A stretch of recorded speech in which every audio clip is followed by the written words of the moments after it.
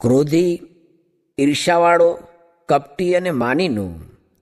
સ્વામિનારાયણ હરે સંવત 1876 પ્રથમ જ્યેષ્ઠ સુધી એકાદશીને દિવસ શ્રી ગઢડા મધ્યે દાદા ખાચરના દરબારમાં સ્વામી શ્રી સહજાનજી મહારાજ પોતાના ઉતારાને વિશે વિરાજમાન હતા ને સર્વ શ્વેતવસ્ત્ર ધારણ કર્યા હતા ને પોતાના મુખારવિંદની આગળ મોટા મોટા સાધુ કેટલાક બેઠા હતા. તેમની આગળ શ્રીજી મહારાજે વાર્તા કરી જે ક્રોધી, ઈર્ષાવાળો, કપટી અને માની એ 4 પ્રકારના જે મનુષ્ય તે જો હરિભક્તો હોય તો પણ તે સાથે અમારે બને નહીં. અને ક્રોધ અને ઈર્ષા એ 2 માનને આશરે રહે છે. અને કામીનો તો અમારે કોઈ કાળે વિશ્વાસ જ નથી જે એ સત્સંગી છે. અને કામી તો સત્સંગમાં હોય તો એ વિમુખ જેવો છે.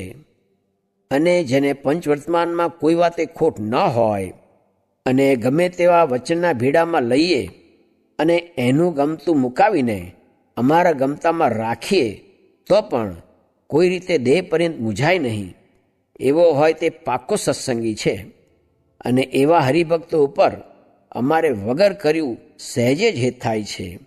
અને એવા ગુણ ન હોય તો હેત કરવા જઈએ તોય પણ હેત થાય નહીં. અને અમારી તો એ જ પ્રકૃતિ છે જે જેના હૃદયમાં ભગવાનની એવી પરિપૂર્ણ ભક્તિ હોય તે ઉપર જ હેત થાય છે. ઇતિ વચનામૃતમ. એવી રીતે ગઢડા પ્રથમ પ્રકરણનું 76મું વચનામૃત જે તે થયું. મહારાજ કહે, અમને એમ સંકલ્પ થાય છે જે સર્વેને મુક્તાનંદ સ્વામી જેવા કરી મૂકીએ પછી સાચવવા ન પડે. તે મુક્તાનંદ સ્વામીને તો જ્ઞાન, તે જ્ઞાને કરીને સર્વ ટાળી નાખે.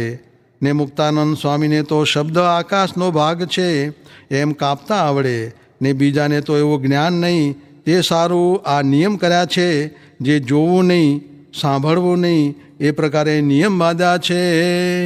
સ્વામિનારાયણ સ્વામીએ વાત કરી છે ત્યાગીમાં એક વખત ખાવું ને પછી બીજું જે મળે તે ત્યાગ કરવું તે તો સ્ત્રી ભેળું નિષ્કામી રહેવું એવું કઠણ છે. સ્વામિનારાયણ હરે સ્વામીએ વાત કરી છે વાસનાવાળો અક્ષરધામમાં જાય કે ન જાય એ પ્રશ્નનો ઉત્તર મહારાજે કર્યો છે. લીમડે ઊંચી વસ્તુ બાંધી હોય તેને જે છોડવાનો દાખલો કરતો હોય ને તેનાથી તે ન છૂટે તો તેને બીજો છોડી આપે. તેમ વાસના ટાળવાના ઉપાય કરતો હોય તેને ભગવાન સહાય કરે છે. સ્વામિનારાયણ હરે સ્વામીએ વાત કરી છે ગામને ગઢ હોય તેમ આપણે પંચવર્તમાન રૂપી ગઢ છે ને તેમાં થાણાને ઠેકાણે નિયમ છે. ને જેમ થાણું ગઢને સાચવે તેમ નિયમ વર્તમાનને સાચવે છે. માટે જેટલા નિયમ મોડા પડે એટલા ફાંકા પડ્યા જાણવા. હરે સ્વામીએ વાત કરી છે કોઈ મોટાનો અવગુણ લે તેનું બહુ ભૂંડું થાય. ને પોતામાં તો અનેક અવગુણ હોય તે એક સાધુ રોજ શાક વગારે. ને એક દિવસ આત્માનંદ સ્વામી માંદા હતા. તેણે કહ્યું કે શાક કરો. ત્યારે ઓલે સૌ આગળ હો કર્યું. તે વાત મહારાજ પાસે ગઈ. એટલે મહારાજ કહે ઓહો, એણે એના જીવનું બહુ ભૂંડું કર્યું જે મોટા સાધુમાં અવગુણ પરઠ્યો. ને મુક્તાનંદ સ્વામી જમતા હતા. તે એક જણે એમ ચીત્યું છે આવા મોટા સાધુ આમ કેમ જમે છે. પછી એ જે અન્ન દેખે તે કીડા થઈ જાય. તે 15 દિવસ લગી એમ થયું. પછી દાંતે તરણા લઈને પગે લાગ્યો ત્યારે સમૂહ થયું. તે માટે કોઈ સાધુનો અવગુણ ન લેવો. અરે કેટલાક તો ગોપાળાનંદ સ્વામીની વાત ખોટી એમ કહેતા. તે ગયા તે પણ દીઠા. સ્વામિનારાયણ હરે સ્વામીએ વાત કરી છે બ્રહ્મચર્ય રાખવાના તો 6 ઉપાય છે. તેમાં આંખ, કાન, નાક ને મન એ 4 ચોરી કરી જાય છે.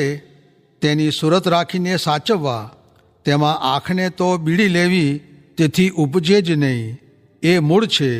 ને ખાવું ઝાઝું નહીં ને ઊંઘવું ઝાઝું નહીં એ પણ મૂળ છે. તેમાં ખાવું ને ઊંઘવું તેમાં તો વિષય જ રહ્યા છે. તે માટે અસંકલ્પાત જયત કામમ. ધીરે ધીરે સંકલ્પ બંધ કરવા માંડીને ભજન કરવું. ને મનનો વિશ્વાસ ન કરવો તે ઉપર ન કુર્યાત કરહી ચિત્ત સખ્યમ મનસી ह्यनवस्थिते યદ વિશ્વમ્ભ્રાત ચિરાચીર્ણમ ચ સ્કંદ તપ ઐશ્વરમ નિત્યમ દદાતિ કામસ્ય છિદ્રમ તમનુ એરય યોગિનઃ કૃતમૈત્રસ્ય પત્યુર્જાયેવ પુંશ્ચલી. એ શ્લોક બોલીને કહે, આ સર્વે વાત ખપવાળાને કામની છે. જેને કલ્યાણ જોતું હોય તેને અહીં બીજું શું છે? બાકી તો અમે બેઠા છીએ ત્યાં જ ધર્મામૃત લોપાય છે. પછી વાંસેથી તો શું થશે? ને વ્યવહાર કર્યા વિના તો ચાલે નહીં. પણ પાછું વળવું એમ મહારાજનો ને મોટા સાધુનો સિદ્ધાંત છે. સ્વામિનારાયણ હરે સ્વામીએ વાત કરી છે, સાધુ થયા ને ભેખ ન સુધર્યો ત્યારે શું થયું? જે કરવા આવ્યા તે તો ન થયું. માટે ધીરે ધીરે સાધુના લક્ષણ કયા છે તેમ વર્તતા જાવું, તે વિના છૂટકો નથી. સ્વામિનારાયણ હરે સ્વામીએ વાત કરી છે, ભગવાન, સાધુ, શ્રદ્ધા ને સત્શાસ્ત્ર એ ચારવાના હોય તો પ્રભુ ભજાય. એમાં શ્રદ્ધા નથી, બાકી બધું છે. સ્વામિનારાયણ હરે સ્વામીએ વાત કરી છે, સ્વામી કહે, વાંચો રુચિનું વચનામૃત. તે રુચિ સારી થયા વિના ભગવાન પાસે રહેવાય નહીં. રુચિ સારી થયે સારું થાય ને ભૂંડી થયે ભૂંડું થાય. તે જુઓ ને, જેની રુચિ મળતી હોય તે તેની ભેળા બેસે છે ને સુવાણ પણ તો જ થાય છે. તે અફીણિયા હોય તે અફીણી ભેળા બેસે, એમ રુચિની વાત છે. સ્વામિનારાયણ હરે સ્વામીએ વાત કરી છે, પૃથ્વી ગંધને મૂકે પણ ભીષ્મનું બ્રહ્મચર્ય ન જાય. એમ અડગ ભગવાનને સમજે. વળી મહારાજે કરોડ સાધન કયા છે, પણ તેમાં 3 મુખ્ય છે.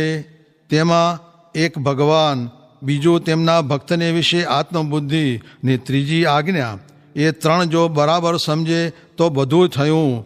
ને આજ્ઞામાં ધર્મ પણ આવી ગયો, ને આજ્ઞામાં સર્વે સાધન પણ આવી ગયા. અને આપણે મહારાજની આજ્ઞા ઉપાસના તથા એકાંતિક સંત સાથે હેત છે. માટે જે કરવાનું છે તે આપણે થઈ રહ્યું છે. હવે કાંઈ કરવું નથી.